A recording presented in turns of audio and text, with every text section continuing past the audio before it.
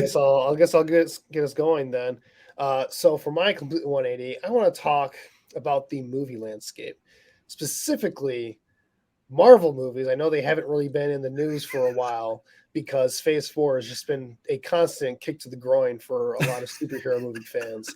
Um, but with Guardians of the Galaxy Volume 3 in theaters right now, I haven't had a chance to go see it, but it's given me an opportunity to go back and watch a lot of the Phase 1, 2, and 3 movies over the past few weeks to kind of like prepare myself for it when I do eventually go watch it.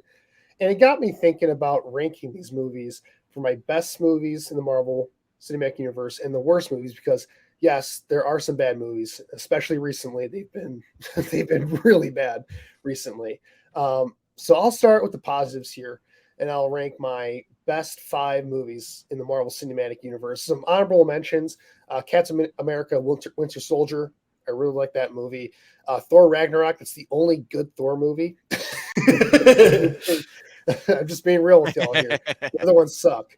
And then the first Avengers, like it's corny as heck, but it's probably the most impactful blockbuster of the last 20 years.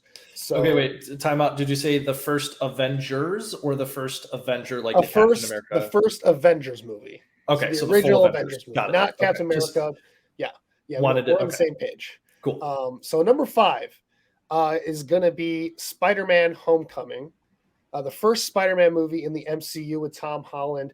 Just a really solid movie all around. You got a great villain played by Michael Keaton, the Vulture, one of the best twists in the entire MCU with that entire thing. And I just love the whole high school comedy vibe they had going on. Just all around solid movie. Number 4, the first Guardians of the Galaxy movie. Just an instant classic. Really sold all Marvel fans on the weird space aspect of the universe. And it really paid off. Like the reason why Thor Ragnarok happened was because of Guardians of the Galaxy. So it's one of the best, I think, comic book movies that come out in years. And I had a lot of fun watching that a couple days ago, and I went back and saw it. Number 3, Avengers: Endgame. Just not a perfect conclusion to the Marvel Cinematic Universe for the first 3 phases, but a really damn satisfying one. Had a lot of great, exciting moments, and the fact that they made that movie a time heist for most of it. And then you have the great, superhero throwdown at the end of it. So great movie there. Number 2, Spider-Man: No Way Home. Yes. Nick and I went and saw that in theaters. Yes. That's number 1. Came out. That's number 1 for me. I understand. But I get it that it's just fan service, the movie, but it's fan service done well. And so I just really love that movie. And the number 1 is Avengers: Infinity War.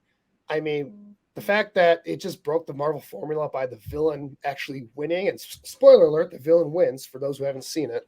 But I mean, that's probably the most impactful sequences of any Marvel film, if not the most impactful. So I really love Infinity War from start to finish. Let's get to the bad movies now. Wait, real quick. Real quick. Go ahead.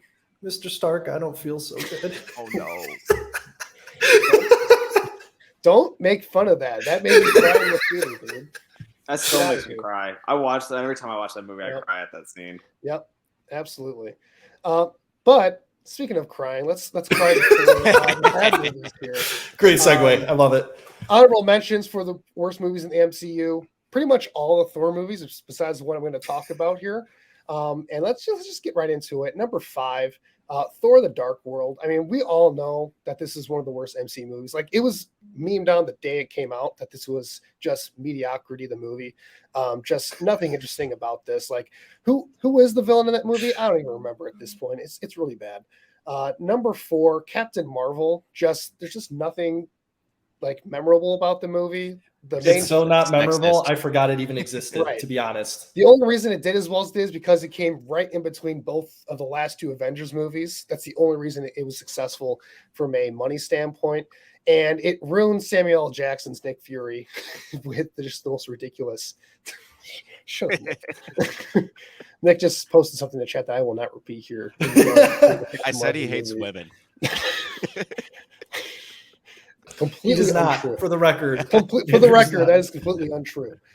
Number 3, The Incredible Hulk, the only Marvel Cinematic Universe movie not made by Marvel Studios or not made by Disney. I think it was made by Paramount. I think It was Edward Norton. Yeah, it was so forgettable that they replaced Edward Norton for Mark Ruffalo, and nobody even cares because it's forgettable. I didn't even realize that was part until I watched it. Like, like 4 years ago. Like Marvel did everything they could to make us forget that it was even a movie that was made. For like up until like the last couple movies where they've made some references to it.